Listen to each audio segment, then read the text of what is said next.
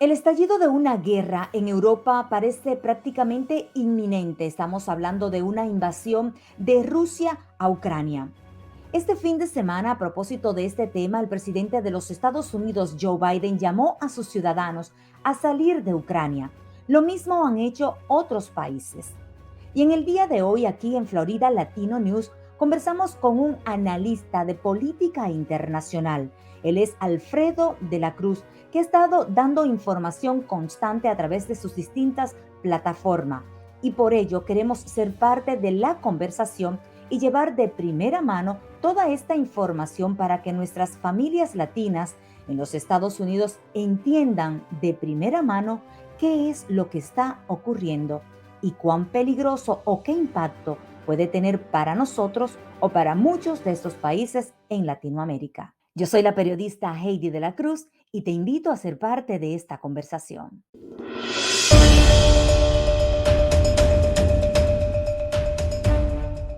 Muchas gracias, Alfredo, por compartir con nosotros y ser parte de la conversación. El placer es mío estar contigo, con tu auditorio. Estoy a tus órdenes. Cuénteme, Alfredo, a esta hora del día, hora de Miami, 12:30 de la tarde, ¿cuál es el estatus de esta crisis? Bueno, realmente luego de bueno, contextualicemos. Eh, el presidente de Rusia, Vladimir Putin, siente que luego de la petición o la demanda que hizo de que la OTAN no incluyera a Ucrania en su estructura, de que si lo hacía iba a haber represalia, de alguna manera él iba a invadir, Rusia iba a invadir a Ucrania. Es bueno que se sepa que Ucrania está mezclada en los orígenes de Rusia. Es que Rusia, precisamente, esa palabra Rusia viene de la palabra Rus, que significa pacto, y en la Rus de Kiev, precisamente en la capital de Ucrania, se formó el pacto de los pueblos eslavos que dio origen a Rusia. Y por eso y Ucrania es tan significativa para Rusia, porque están entrelazados en la historia. Entonces, desde el punto de vista de la seguridad de Rusia, Ucrania actúa como amortiguador, puesto que las mayorías de las invasiones que ha sufrido en la historia, a través de la historia Rusia, ha sido por Occidente. Desde ahí que sea una zona muy sensible para Rusia. De hecho, en los acuerdos que pusieron fin a la Guerra Fría, estuvo de acuerdo que la OTAN nunca incluiría a esos pueblos de esos países de la órbita socialista de Europa del Este. Sin embargo, esos acuerdos fueron violados. Entonces, Putin dice que sus demandas no han sido satisfechas con la respuesta de Occidente, y a ese tenor vimos que había una llamada pautada para hoy, una conversación para hoy lunes entre el presidente de Estados Unidos, Joe Biden, y el presidente Vladimir Putin. Sin embargo, a pedido de Estados Unidos, esa llamada telefónica fue adelantada para el pasado sábado. Sin embargo, tras la llamada y conversación entre los dos presidentes, no se vio que habían avanzado en una solución diplomática del conflicto, y más tarde Vladimir Putin recordó que Occidente no había dado respuesta a su demanda. La situación es tan preocupante en estos momentos que el canciller alemán Scholz ha iniciado una gira por Kiev, la capital de Ucrania, y por Moscú para conversar con el presidente de Ucrania y con el presidente de Rusia, a ver cómo logra una distensión en este conflicto inminente que amenaza no solo a Europa, sino al resto del planeta, porque estamos hablando de las principales potencias del planeta que se verían involucradas en este conflicto, tomando en consideración que Rusia es la superpotencia militar, es una superpotencia militar muy poderosa, y Estados Unidos y la OTAN le hacen el contrapeso. Entonces, no estamos hablando de amateur, estamos hablando de pesos pesados realmente. Y de Sí, ese punto de vista, el mundo está ahora mismo en ascuas. y Alfredo, pudiéramos escuchar todos estos nombres y todo esta temática de política internacional, pero digamos que muchos de nuestros hermanos latinoamericanos en los Estados Unidos ven estas noticias y lo ven, quizás como una película de Netflix. Quizás ven esos bombardeos y se imaginan, ¿no? Estas crisis que hemos visto a través de la historia, que se han registrado en muchos de estos países como Rusia o el mismo Ucrania, pero no entienden realmente cuál es el impacto que viene a tener en ellos, en su economía, en su hogar, o cómo les pudiera afectar en sus países. Porque esto es una situación, de hecho, las aerolíneas ya han cancelado, muchas aerolíneas han cancelado sus vuelos ante lo que aparenta ser justamente una crisis mundial. ¿Cómo podemos explicarle, usted como un experto y conocedor de la política internacional, a esta gente, a este trabajador inmigrante, muchos de ellos hasta indocumentados en los Estados Unidos, de cómo le puede afectar lo que está ocurriendo en estos momentos? Mira, interesante pregunta, Heidi, y vamos a empezar precisamente por la casa. Eh, no es un secreto para nadie que producto de la pandemia y la reapertura económica, los precios se han disparado desde el petróleo hasta las materias primas, se han disparado los precios, incluso los fletes marítimos. Eso es sin haber una amenaza de guerra inminente. De hecho, la inflación en Estados Unidos, ustedes que están allí se dan cuenta que ahora mismo está marcando 7.5%, la inflación más alta en los últimos 40 años en Estados Unidos. Y es algo de preocupante. Los países de ingreso medio y bajo están con el grito al cielo, porque no es un secreto que en el proceso de desarrollo de la pandemia del COVID-19, las recaudaciones fiscales de la mayoría de estos países se cayeron y tuvieron que recurrir a los empréstitos internacionales para poder cumplir sus compromisos de gobierno.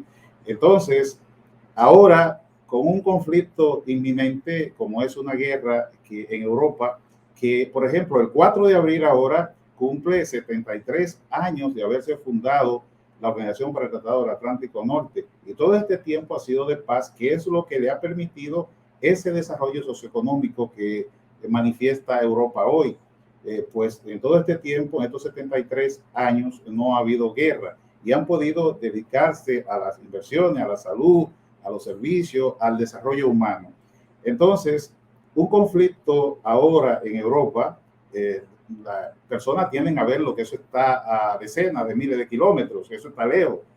El problema es que este conflicto involucra a las principales potencias del planeta, superpotencia, entonces su alcance es global, y en ese sentido países como lo de origen nuestro latinoamericano podrían tener mucho problema para precisamente adquirir créditos, porque en esos momentos toda la industria y todo el sistema financiero se pone alineado con la guerra.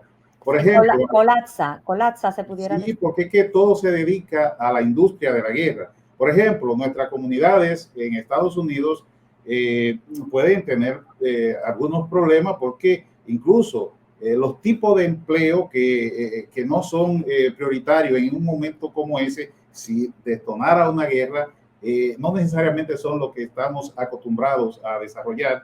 Entonces ya por ahí puede haber problemas. El caso de las líneas aéreas. Por ejemplo, en Ucrania, las principales líneas aéreas empezaron a cancelar los vuelos. Ahora la compañía de seguro tiene un revuelo, pero eso afecta no solo a Ucrania, eso afecta a todo, porque ahora mismo todos los países están interconectados, estamos en una aldea mundo, y lo que afecta un aletazo de una mariposa en Oriente puede volverse un ciclón acá. Entonces cosas pequeñas como esas pueden trastocar el día a día nuestro, y en esta incipiente recuperación económica tras el descalabro de la pandemia podía desacelerar aún más la economía y ralentizar precisamente esa esa incipiente recuperación económica que estamos teniendo ahora mismo.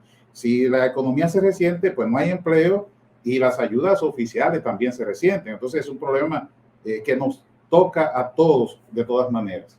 Claro, no, y de hecho, durante esta pandemia, porque seguimos metidos en la pandemia tristemente, aunque poco a poco vamos recuperándonos, digamos, a propósito de, por ejemplo, de las vacunas y de todas las ayudas que vinieron, por ejemplo, acá en los Estados Unidos, todas las ayudas que vinieron no solo para las familias, sino también incluso para los negocios ante el impacto económico y de la manera que fueron afectados muchos comerciantes, muchos negocios aquí en los Estados Unidos que cerraron sus puertas y cómo este tipo de situaciones, esta guerra inminente que hay personas incluso todavía incrédulos allá en Ucrania, que he visto algunos reportes de sus locales que han salido a decir yo no creo que esto ocurra, piensan como que esto es un cuento más, ¿no? De temas de gobierno, de relaciones internacionales, pero todo parece indicar, y usted muy bien lo está explicando como conocedor en la materia, de que pudiera desarrollarse. ¿Qué pasa entonces? Se está hablando de que 16 de febrero pudiera ser el día. ¿Realmente usted cree, Alfredo, que sea el día en que realmente ocurra, digamos, este impacto, este conflicto bélico? Mire, realmente no podemos negar que el momento es preocupante y realmente el presidente Joe Biden y el secretario de Estado Anthony Blinken han hablado y han puesto fecha tentativa, que bien podría ser en esta semana que Rusia invadiera Ucrania. Sin embargo, el presidente de Ucrania, Volodymyr Zelensky, ha demandado que presenten las pruebas que tiene Occidente para decir que hay un ataque inminente. Aparentemente no se le ha entregado esas pruebas y Vladimir Putin, el presidente de Rusia, ha calificado esto como una histeria colectiva de Occidente. Sin embargo, hemos de tener en cuenta y estar muy claro en ello que Vladimir Putin ha mostrado que no le tiembla el pulso para tomar decisiones. Y es bueno que la audiencia sepa que la situación real que hay en Ucrania ahora mismo, por ejemplo, el presidente Vladimir Putin por el norte tiene tropas acantonadas en la República de Bielorrusia, Belarus, pero al oeste, donde Rusia hace frontera con Ucrania, tiene acantonado más de 100,000 soldados. La prensa internacional habla de cerca de 170,000. El gobierno de Estados Unidos ha dicho que 130,000. Pero por el sur, en la península de Crimea, donde la separa un puente del continente, Rusia tiene decenas de miles de soldados parapetados y más al suroeste, en Transnistria, el espacio de territorio escindido de Moldavia por prorrusos. Ahí, ese terreno escindido de Moldavia que se encuentra entre el río Dniester y la frontera de Moldavia con Ucrania, ahí precisamente hay una base de soldados rusos que tiene Moscú ahí y que sería solo cuestión de horas para esos soldados apoderarse de Odessa, que es el único puerto que le queda a Ucrania en el Mar Muerto después que en el 2014 Rusia le arrebatara la península de Crimea y el puerto de Sebastopol. Entonces, como ustedes pueden ver, es una situación de pinza y hay una presión tremenda en aquel país que la prensa no puede verlo, pero los ciudadanos sí. Hay otros, obvio, como en todo lugar, que piensan que no va a pasar nada y que no hay nada y que no sienten la presión. Pero el que usted tenga de cientos de miles de soldados, se han movilizado los famosos y peligrosísimos sistemas defensivos, los S-400 y S-500, que son sistemas de defensa antiaéreo rusos muy buenos, lo que la OTAN le tiene miedo porque son muy efectivos. Bueno, se dice que es el sistema antiaéreo más efectivo del mundo. De hecho, de ahí viene el problema con Turquía, de Estados Unidos siendo un aliado dentro de la OTAN, porque el presidente Recep Tayyip Erdogan anunció la compra hace un tiempo de estos sistemas de defensa antiaéreo, y desde el presidente Trump se oponía a la compra de esos sistemas, puesto que las armas de la Alianza Atlántica podían quedar vulnerables. Por ejemplo, el avión más reciente que tiene la Alianza Atlántica, que es el F-35, un avión sumamente costoso y muy moderno, pues podría quedar vulnerable porque con estos sistemas de defensa podría aún perfeccionarse más. Y entonces Erdogan terminó comprando el sistema de defensa, y por eso el avión F-35 lo sacaron a él del acuerdo. En fin, trato de traer esto para que los televidentes de alguna manera puedan captar el grado de incertidumbre que hay en aquel espacio del mundo y cómo esto podría tener implicaciones inimaginables para el resto del mundo. Sí, no, sin duda de la manera tan llana que nos lo está explicando, pienso que está también arrojándonos más luz, principalmente para muchas familias hispanas acá en los Estados Unidos que se sienten preocupados y pudieran incluso pensar que pudieran llegar hasta tocar a su puerta. Y este tipo de lenguaje es importante y ser parte de la conversación, y es un compromiso que nosotros como periodistas también tenemos de orientar a nuestras comunidades y que sepan lo que está ocurriendo, que no lo vean como si son escenas sacadas de las películas de Hollywood. Y usted, Alfredo, en un análisis que hacía en un escrito publicado este fin de semana, hablaba justamente de esta crisis, y me gustaría que pudiéramos explicar. Usted hace una pregunta e inmediatamente la responde cuando dice cómo evitar esta guerra. ¿Hay Sí. una manera específica de evitarla? Usted incluso hace mención de unas claves, de unos acuerdos que pudieran ser la solución de esta crisis. Incluso está mencionando a la Unión Soviética, pero de paso hace mención de Cuba.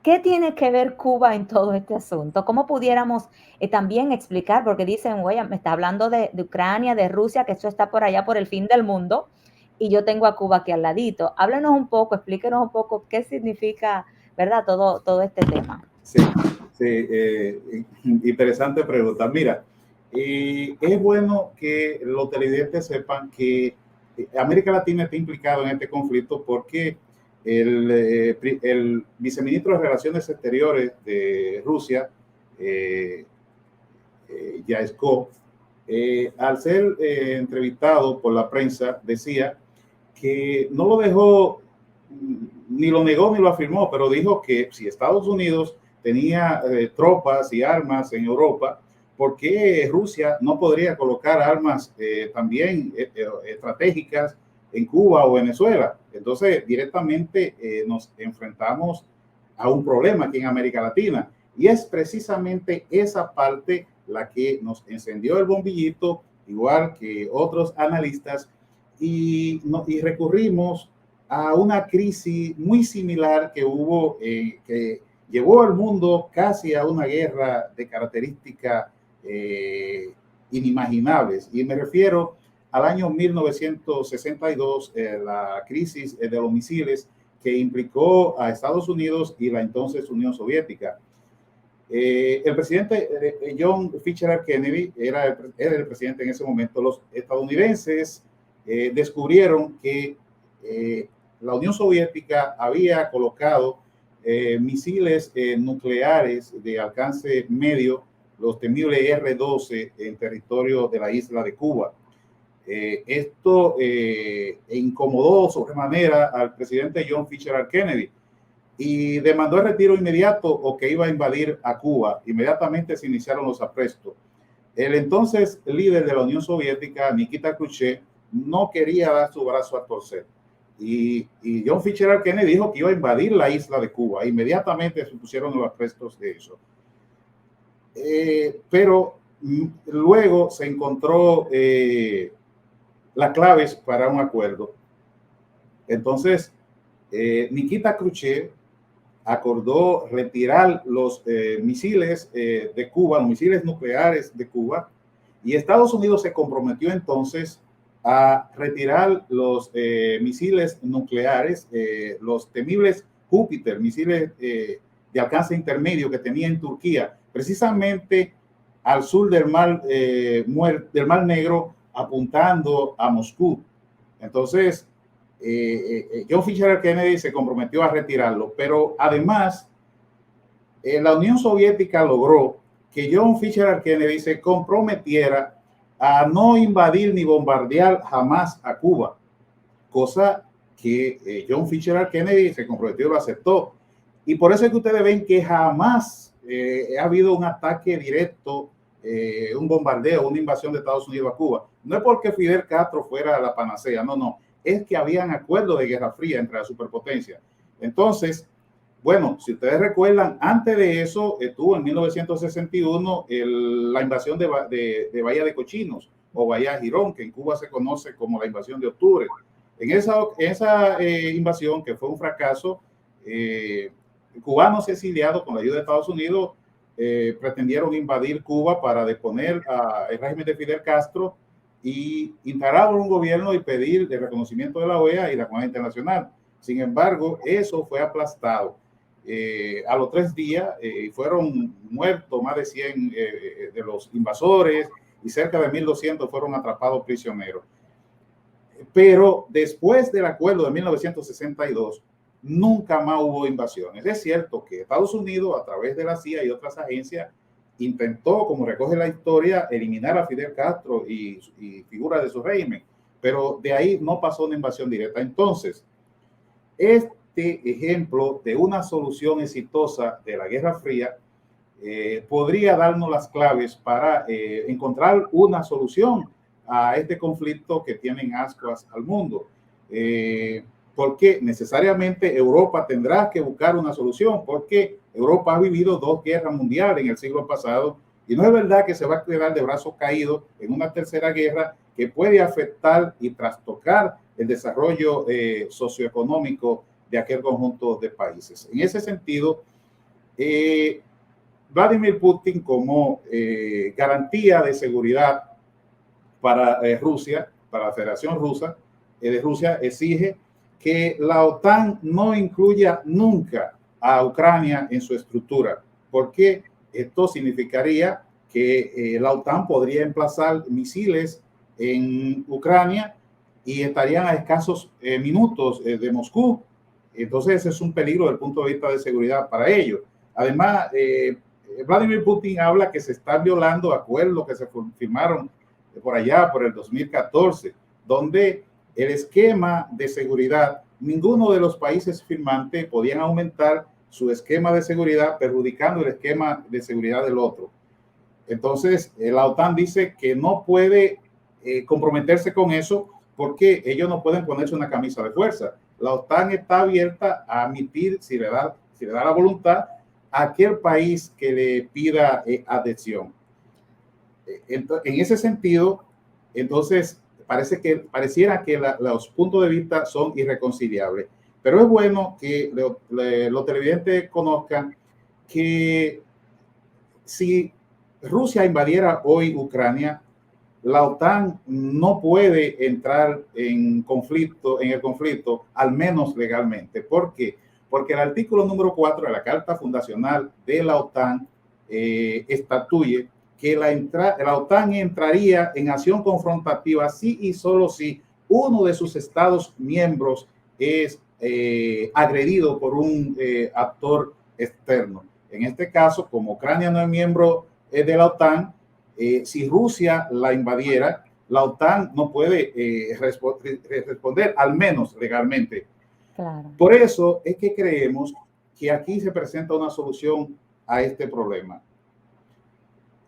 La OTAN, Rusia, debería de comprometerse con la OTAN a retirar todos esos soldados que tienen un cerco terrible sobre Ucrania y comprometerse a no invadirla nunca. A cambio, la OTAN se comprometería a modificar el artículo número 4 de su acta constitucional para, si Rusia invadiese a Ucrania, entonces la OTAN poder actuar como que están atacando a un país de esa estructura. esto le garantiza a la OTAN mantener su posición de que no puede negarle la entrada a quien no se la pida. En ese sentido, se cumple que Putin retiraría todas sus fuerzas y Ucrania tendría la tranquilidad de que no va a ser invadida. Entonces, ¿cómo logramos que esto se cumpla? Bueno, ahí va a preguntarle, porque realmente, ¿quién está dando más? ¿Quién está sacrificando más? ¿Cómo lograr Bueno, justamente ese balance? en este caso, quien perdería es Ucrania en el sentido de que no puede agregarse a un esquema, pero gana en seguridad porque tiene la seguridad de que no va a ser invadida. Entonces, pueden retomarse las negociaciones del acuerdo de Minsk, que tiene que ver con el este de Ucrania, en el Donbass, donde está Lugansk y Donetsk, que hay milicias prorrusas, y estas gente quieren anexar ese territorio del este de Ucrania a Rusia. Entonces, con un acuerdo de esta naturaleza, si la OTAN modifica el artículo 4 de su acta fundacional, entonces ese sería un aliciente para que Vladimir Putin nunca intente invadir a Ucrania, porque si ellos modifican el artículo 4, pudiendo intervenir en Ucrania directamente, y que un ataque a Ucrania provocaría una confrontación directa de la OTAN con Rusia, pues Vladimir Putin se lo pensaría dos veces. Entonces, la OTAN mantiene su área de seguridad y Rusia conserva su zona de amortiguamiento libre, porque entonces la OTAN no podría emplazar sus lanzaderas de misiles en territorio ucraniano. Y si Vladimir Putin no invade Ucrania, tampoco podrá la OTAN llevar tropas propias a Ucrania. Por tanto, la zona quedará desde el punto de vista de la seguridad despejada de tropas de Europa y de tropas de Rusia. Entonces es una solución sencilla, pero que resuelve el problema de todos sin minar los protagonismos que cada uno de estos bandos exhibe estos días. Bueno, sencilla pero compleja. Muy compleja, Porque porque requiere el compromiso de las Cor partes. correcto, sí, porque, es muy fácil, ¿verdad?, exponer el punto de vista, pero sentarse en la mesa del diálogo, ahí es donde vienen las dificultades. Y a propósito de todo esto, Alfredo, estamos hablando con Alfredo de la Cruz, que es un experto, analista político, de política específicamente internacional, y que ha estado muy, muy de cerca analizando este tema a través de sus distintas plataformas, tanto en República Dominicana como en otras partes del mundo. Ya a través de la tecnología tenemos este alcance, y hay algunas notas así que han salido a esta hora de la tarde. Estamos justamente en el día 14 de febrero del año 2022, pasado el mediodía en hora de Miami, para un poco ilustrar a las personas que lo puedan ver en diferido y sepan que estamos en esta conversación, que esta información pudiera cambiar a medida, ¿verdad?, que sigan transcurriendo las horas. Pero, por ejemplo, lo que se sabe hasta ahora, el secretario de Estados Unidos, Anthony Blinken, ha dicho que nadie debería sorprenderse si Rusia instiga una provocación que luego utiliza para justificar acciones. También hay otra nota importante que usted debe saber con relación a este tema, y que muy bien nos lo explica el señor Alfredo de la Cruz, es que el presidente de Estados Unidos, Joe Biden, ha hablado este fin de semana con su homólogo de Rusia, Vladimir Putin, luego de una semana de esfuerzos diplomáticos. Todos estos temas, ¿verdad?, se han estado analizando durante el fin de semana, y que varios países han instado a sus ciudadanos a irse, y que han reducido también el personal de sus embajadas. En casos como esto, por supuesto, si cierran una embajada, pues ha dicho, y creo que había leído en una de las agencias de noticias, de que si cierran una de las embajadas se pudiera ir a tocar puerta a otra de las embajadas que queden, ¿verdad?, funcionando en ese país, ¿correcto, señor Alfredo? Sí. Aunque realmente los países occidentales han combinado a sus ciudadanos a abandonar el territorio ucranio precisamente por las implicaciones que tiene. Porque si ahorita estallase un conflicto y hubiese algún ciudadano occidental, sea del Reino Unido, de Estados Unidos, de Francia o de España, pues ya sería muy delicado en medio de este conflicto iniciar un rescate por las implicaciones ya que tendría en un territorio bajo fuego. Entonces, por eso se ha combinado a estas personas. Varios países occidentales han cerrado su embajada y desde hace varios días están combinando a sus ciudadanos a que salgan. En Ucrania había unos 6.000 ciudadanos estadounidenses y se le combinó públicamente y por los canales correspondientes a que abandonaran aquel país. Y como decía, precisamente hay el temor, por ejemplo, en Rusia se hablaba y en Ucrania hay temor, en otros países de Europa también, de que el conflicto pudiese empezar precisamente por donde hablaba, las provincias, la zona del este de Ucrania, donde está en el Donbass, donde está la autoproclamada Repúblicas Autónomas de Lugansk y Donetsk. Entonces, de hecho, el gobierno de Estados Unidos ha hablado de que Rusia podría intentar ataques de falsa bandera. Es bueno que tengamos en cuenta algo. En un conflicto bélico, en una guerra, lo primero que muere es la verdad. Entonces, tenemos que agarrar las informaciones con pinza, agarrarlas todas, verlas, confrontarlas, contrastarlas, porque las cadenas empiezan a dar informaciones que incluso llegan a disparar tiros sin haberse disparado a haber hecho el primer disparo. En ese sentido, lo principal es mantener la calma, estar atento a información verídica de fuentes oficiales, fidedigna, para ver cómo va esto. Sin lugar a duda, eso es un mare magnum allí y que Europa ahora mismo está preocupada precisamente por esa situación. Y ya vimos cómo puede impactarnos a nosotros en un lugar tan lejos como América Latina, pero sobre todo teniendo en cuenta que Estados Unidos es el principal actor dentro de la Alianza Atlántica, que precisamente a través de este esquema defensivo tiene la responsabilidad de, junto con Canadá, proteger a Europa.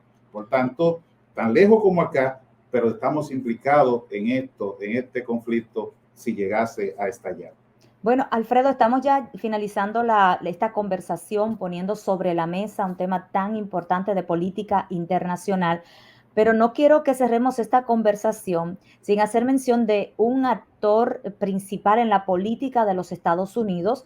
Y este fin de semana conversaba con unos periodistas y me decían, ¿y dónde está el expresidente de los Estados Unidos, Donald Trump, que no se le escucha a reaccionar con este tema? E incluso me decía un periodista, ¿qué habría pasado si en vez de Biden, el presidente, fuera Trump en estos momentos con este conflicto?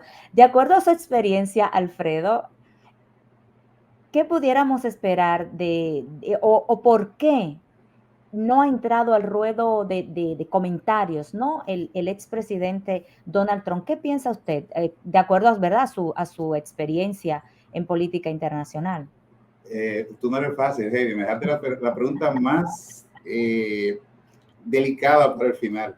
Wow, qué periodista acuciosa. Mira, con Donald Trump, no me imagino a Donald Trump en la presidencia de Estados Unidos en una situación como esta, porque todos sabemos la admiración pública que el presidente Donald Trump manifestó siempre por Vladimir Putin. Eso lo dejó saber siempre. Y de hecho, Donald Trump, el expresidente Donald Trump, se peleó con todos sus aliados de Occidente y sin embargo se acercó a Vladimir Putin y se acercó a Xi Jinping, el presidente de China, incluso se acercó a Kim Jong-un en Corea del Norte, porque fuera de la guerra comercial que se inició con China, fuera de ahí él tenía relaciones excelentes con el presidente de China, Xi Jinping.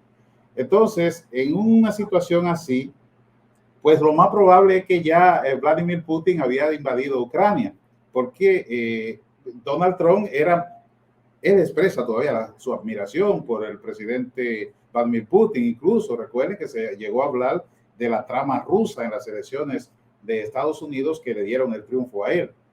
De manera que de verdad que no sé si se había sido mejor o peor que el presidente había sido Donald Trump. Pues desde el punto de vista de sus relaciones, a pesar de que en Estados Unidos hay una institucionalidad que a veces le pone ciertos contrapesos al presidente con las disposiciones que toma, pero el presidente es el presidente, es el ejecutivo de la nación y tiene ciertas prerrogativas. En ese sentido, y si vemos, en su gobierno no hubieron tantos conflictos que iniciara precisamente la administración Trump, sacando el asesinato del general Qasem Soleimani, aquel famoso general iraní, y otros tantos ataques aislados con drones. El presidente Trump nunca no entró en confrontación directa con algún otro país, bueno, amén de las sanciones contra Irán, que la aumentó y se salió del acuerdo nuclear que se había logrado en el 2015, y él se sale en el 2018 e incrementa las sanciones. Entonces, desde esa perspectiva de lo que lo vimos a él, cómo se desarrolló, pienso que él y la situación que creó de enemistad entre sus amigos de la Alianza Atlántica, la mala relación que tenía con la Merkel, la canciller alemana Angela Merkel, con Macron en Francia, incluso situaciones que se dieron con otros países, pues no sabemos qué había sido mejor para el mundo, porque en un contexto de desunión y de pronto a lo mejor y ya Vladimir Putin había invadido Ucrania y estuviésemos inmersos en una guerra de esta característica. Son elucubraciones que uno hace, Claro, porque piensa que no se dio y uno no puede adivinar lo que pudo haber sido, sino que ahora mismo tenemos una situación bastante peligrosa y los tambores de la guerra están sonando y se hace necesario que Occidente, en Estados Unidos, en nombre de Occidente y la OTAN, se fumen la pipa de la paz con Vladimir Putin y entierren el hacha de la guerra para que la paz reine en el mundo y podamos seguir con el incipiente desarrollo económico que traíamos tras la pandemia, que no se ha ido todavía, está ahí, pero estamos saliendo, ha empezado un incipiente desarrollo económico en el mundo. Claro que sí, no, definitivo. Y lo estamos viendo acá en los Estados Unidos, en muchos de nuestros países de Latinoamérica, donde muchos negocios, ¿no? Están nuevamente abriendo sus puertas y otros se han puesto muy creativos y han entendido que era el momento también de emprender. Y lo estamos viendo también en el movimiento de la economía local, acá en los Estados Unidos y específicamente donde nos encontramos nosotros en el estado de la Florida. Quiero agradecerle al señor Alfredo de la Cruz por esta conversación, por poner en contexto una temática tan compleja que nos ha ayudado un poco a entender un poco más, a abrir los sentidos, porque hasta los que estamos todos los días nutriéndonos de la información, necesitamos ese empujoncito, esa ayuda para abrirnos los sentidos y entender realmente lo que está ocurriendo en el plano internacional y que nos puede tocar, como dije al inicio de esta conversación, en la puerta de nuestra casa. Muchas gracias al señor Alfredo de la Cruz. Muchas gracias a ti, Heidi. De verdad que ha sido un placer y un honor estar contigo. Recomendarle a tus televidentes que si quieren ampliar estos temas, también pueden visitar nuestra plataforma en YouTube, Alfredo en Directo. Me buscan como Alfredo de la Cruz Carrijo.